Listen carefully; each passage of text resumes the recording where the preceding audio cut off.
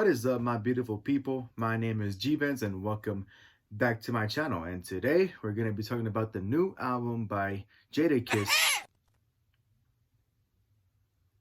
The new album by Jadakiss.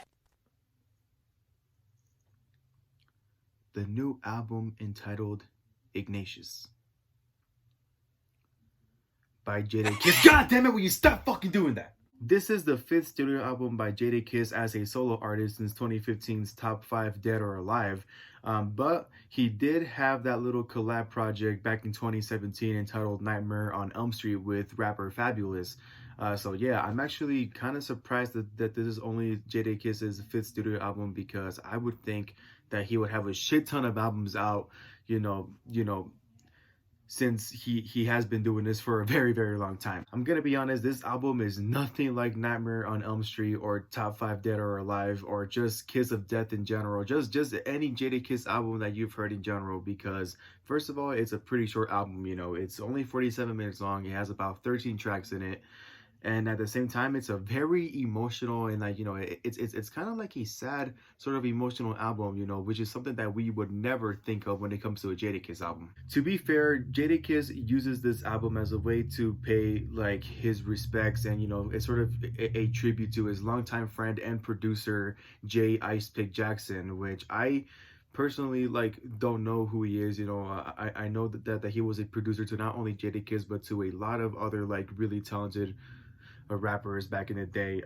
But I'm sure to anyone who does know who J Ice Pick Jackson is, then I'm sure you all truly understand why this is a really important album for Jadakiss to make. On this album, we get to see the side of Jadakiss that we don't normally get to see, because when he's on features or when he does his solo projects or his collab projects, he is either very funny or he's very aggressive. He pretty much stays true to his Yonkers personality that we've known since the fucking late 90s. So just to see Jadakiss a lot more fucking open and a lot more fucking vulnerable about his feelings on this album, it really is a big shock to me. Don't get me wrong, there are a lot of aspects in this album that make it sound like a typical and traditional old school Jadakiss album that we all really love hearing. But at the same time, I honestly wouldn't consider most of these songs in this album as rap, because there's a lot of singing going on. There's not that much hardcore rap beats going on in the background. It's really soulful. It's a bit acoustic. Mostly piano. It's very different from a Jadakiss album, when it comes to the production value. Honestly, there is only one song in this entire album that sounds like a typical Jadakiss song that you are used to hearing, and that one song is the second track on the album entitled Hunting Season with Pusha T. And the only reason why it sounds like a typical Jadakiss song is because it was J Ice Pick Jackson's wish for Jadakiss and Pusha T to collaborate at least once.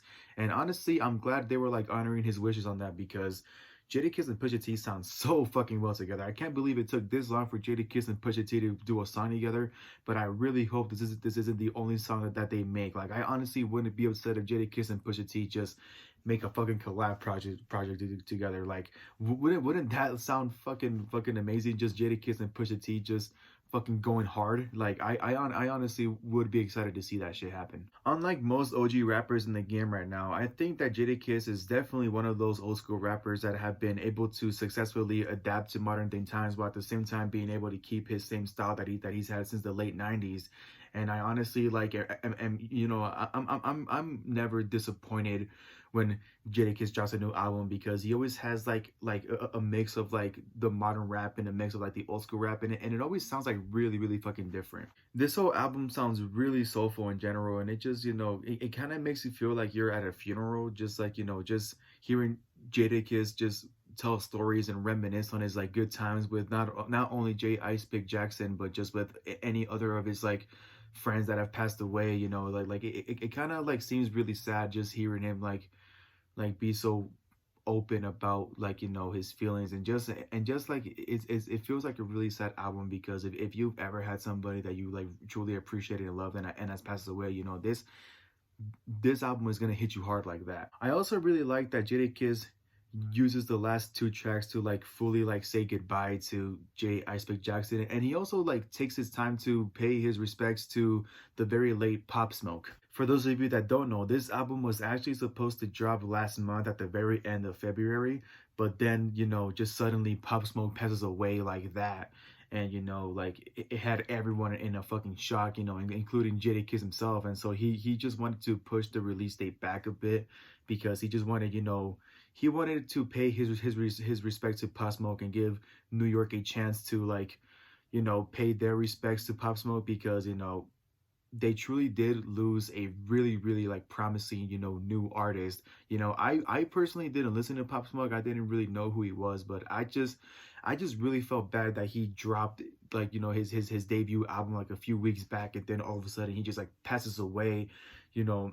You know, like it's just really fucking sad to see that. The features on this album are surprisingly good. You know, you have people like 2 Chainz and Rick Ross on this album, which first of all, that is the only time you will ever hear me say 2 Chainz and Rick Ross and good in the same sentence. You know, I don't like 2 Chainz that much. I used to be a big fan of him back in middle school, but I kind of like grew out of it. I never liked Rick Ross, but honestly, I do not mind the way they sound here, because, you know, they stay true to what the album is about. You know, they share personal stories as well. You know, they don't go aggressive. You know, they're a lot more chill about it. So I really did appreciate that 2 Chainz and Rick Ross had a really nice flow, and just pretty much it shows, you know, for me at least, what Rick Ross and 2 Chainz can do when they like actually give a fuck. And of course, Jadakiss does let modern R&B stars like Ty Dolla $ign and John Legend, you know, take over at some point on this album, because, you know, like I said on the Jhené Aiko album review, I can't believe it took this long for John Legend and Jadakiss to fucking like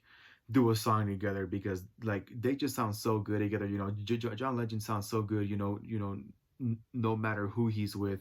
You know, I really love his vocals on this, and I really love the way that John Legend's, you know, piano skills, you know, like sort of mix well with the overall style that Jadakiss was going for this album. And, you know, Ty Dolla $ign, you know, in my opinion, is the fucking king of features. You know, I always get excited to see, you know, Ty Dolla $ign on a feature, because I just can't help but wonder, like, what the fuck is gonna happen. Overall, I definitely recommend this album to a lot of you longtime Jadakiss fans. You know, I know for a lot of people, Jadakiss is like their favorite one, and rightfully so, because, you know, he fucking shines on his own, no matter what kind of album he's doing. And, you know, I definitely recommend this just to anybody who is a fan of that old school, you know, sort of Yonkers hip hop style. And with that being said, don't forget to like, subscribe, click that bell down below, all that good stuff so you don't miss a single one of my uploads whatsoever. And don't forget to stay happy. For my thugs in the cage, slugs in the gauge, they just want a couple likes, a little love on their page. That just make me want